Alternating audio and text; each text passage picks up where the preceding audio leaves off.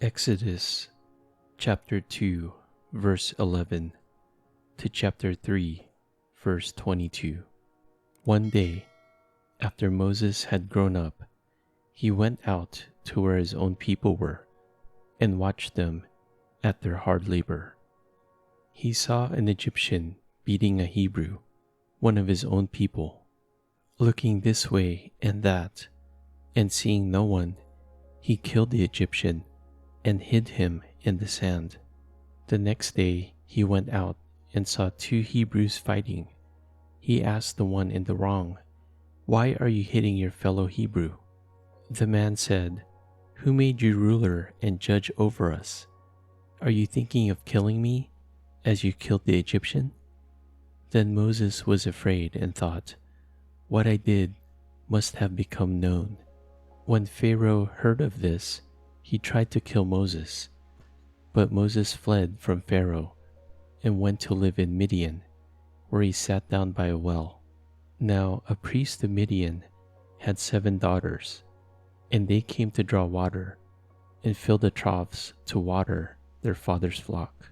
Some shepherds came along and drove them away, but Moses got up and came to their rescue and watered their flock. When the girls returned to Reuel, their father, he asked them, "Why have you returned so early today?" They answered, "An Egyptian rescued us from the shepherds.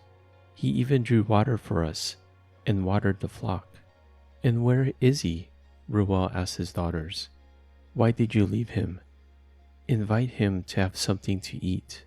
Moses agreed to stay with the man, who gave his daughter Zipporah to Moses in marriage. Zipporah gave birth to a son, and Moses named him Gershom, saying, "I have become a foreigner in a foreign land." During that long period, the king of Egypt died. The Israelites groaned in their slavery and cried out, and their cry for help because of their slavery went up to God. God heard their groaning, and he remembered his covenant with Abraham, with Isaac, and with Jacob. So God looked on the Israelites and was concerned about them. Now Moses was tending the flock of Jethro, his father-in-law, the priest of Midian, and he led the flock to the far side of the wilderness and came to Horeb, the mountain of God. There the angel of the Lord appeared to him in flames of fire from within the bush. Moses saw that though the bush was on fire, it did not burn up. So Moses thought, "I will go over and see this strange sight, why the bush does not burn up." When the Lord saw that he had gone over to look, God called to him from within the bush, "Moses, Moses." And Moses said, "Here I am." "Do not come any closer," God said. "Take off your sandals, for the place where you are standing is holy ground." Then he said, "I am the God of your father, the God of Abraham, the God of Isaac, and the God of Jacob." At this, Moses hid his face, because he was afraid to look at God. The Lord said, "I have indeed seen the misery of my people in Egypt. I have heard them crying out because of their slave drivers, and I am concerned about their suffering. So I have come down to rescue them from the hand of the Egyptians, and to bring them up out of that land into a good and spacious land, a land flowing with milk and honey, the home of the Canaanites, Hittites, Amorites, Perizzites, Hivites, and Jebusites. And now the cry of the Israelites has reached me, and I have seen the way the Egyptians are oppressing them. So now go. I am sending you to Pharaoh to bring my people, the Israelites, out of Egypt." But Moses said to God, "Who am I that I should go to Pharaoh and bring the Israelites out of Egypt?" And God said, "I will be with you, and this will be the sign to you that it is I who have sent you. When you have brought the people out of Egypt, you will worship God on this mountain." Moses said to God, "Suppose I go to the Israelites and say to them, 'The God of your fathers has sent me to you.' And they ask me, 'What is his name?' Then what shall I tell them?" God said to Moses, "I am who I am. This is what you are to say to the Israelites: 'I am has sent me to you.'"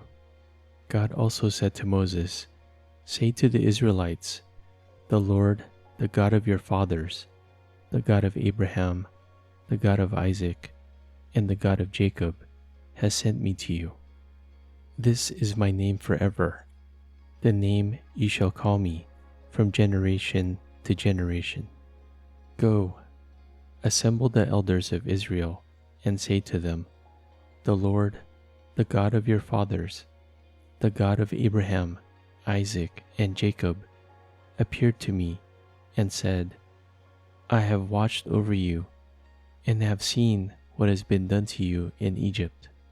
And I have promised to bring you up out of your misery in Egypt into the land of the Canaanites, Hittites, Amorites, Perizzites, Hivites, and Jebusites, a land flowing with milk and honey.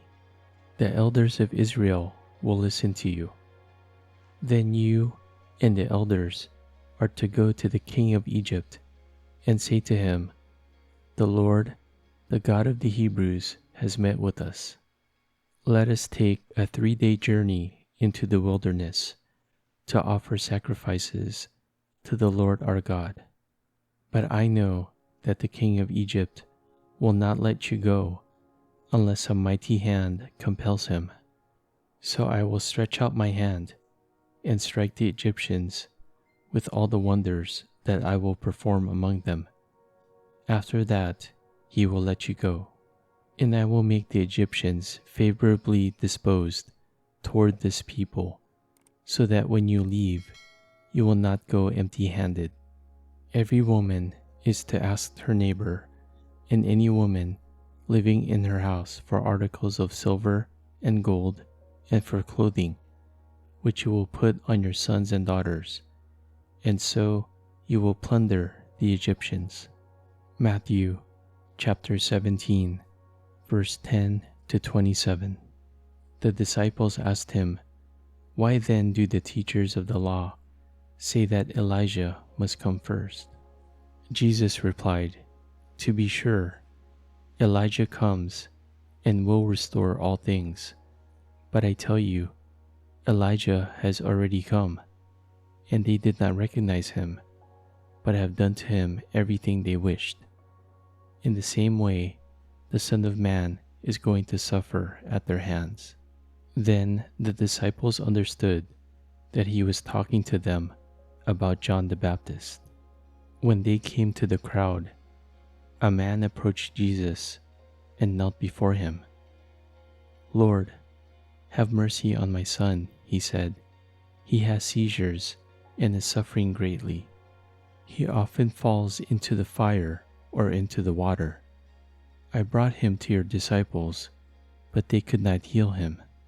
You unbelieving and perverse generation, Jesus replied. How long shall I stay with you? How long shall I put up with you? Bring the boy here to me. Jesus rebuked the demon, and it came out of the boy, and he was healed at that moment. Then the disciples came to Jesus in private and asked, Why couldn't we drive it out? He replied, Because you have so little faith. Truly I tell you, if you have faith as small as a mustard seed, you can say to this mountain, Move from here to there, and it will move. Nothing will be impossible for you. When they came together in Galilee, he said to them, The Son of Man is going to be delivered into the hands of men. They will kill him, and on the 3rd day he will be raised to life. And the disciples were filled with grief. After Jesus and his disciples arrived in Capernaum, the collectors of the 2 drachma temple tax came to Peter and asked, Doesn't your teacher pay the temple tax?" "Yes, he does," he replied. When Peter came into the house, Jesus was the first to speak. "What do you think, Simon?" he asked. "From who do the kings of the earth collect duty and taxes? From their own children or from others?" "From others," Peter answered. "Then the children are exempt," Jesus said to him. "But so that we may not cause offense, go to the lake and throw out your line. Take the first fish you catch, open its mouth, and you will find a 4 drachma coin. Take it and give it to them for my tax and yours."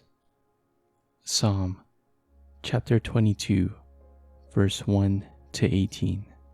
My God, why have you forsaken me? Why are you so far from saving me, so far from my cries of anguish?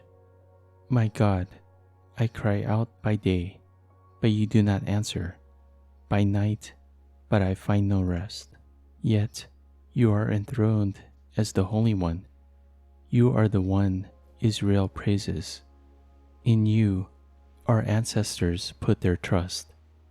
They trusted and you delivered them. To you they cried out and were saved. In you they trusted and were not put to shame. But I am a worm and not a man, scorned by everyone, despised by the people. All who see me mock me. They hurl insults, shaking their heads. He trusts in the Lord, they say. Let the Lord rescue him. Let him deliver him, since he delights in him. Yet you brought me out of the womb. You made me trust in you, even at my mother's breast. From birth I was cast on you. From my mother's womb you have been my God. Do not be far from me, for trouble is near, and there is no one to help. Many bulls surround me. Strong bulls of Bashan encircle me. Roaring lions that tear their prey open their mouths wide against me. I am poured out like water, and all my bones are out of joint. My heart has turned to wax. It has melted within me. My mouth is dried up like a potsherd, and my tongue sticks to the roof of my mouth. You lay me in the dust of death. Dogs surround me. A pack of villains encircles me.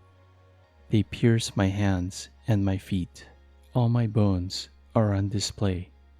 People stare and gloat over me. They divide my clothes among them and cast lots for my garment. Proverbs chapter 5, verse 7 to 14. Now then, my sons, listen to me. Do not turn aside from what I say. Keep to a path far from her. Do not go near the door of her house, lest you lose your honor to others and your dignity to one who is cruel, lest strangers feast on your wealth and your toil enrich the house of another. At the end of your life you will groan, when your flesh and body are spent.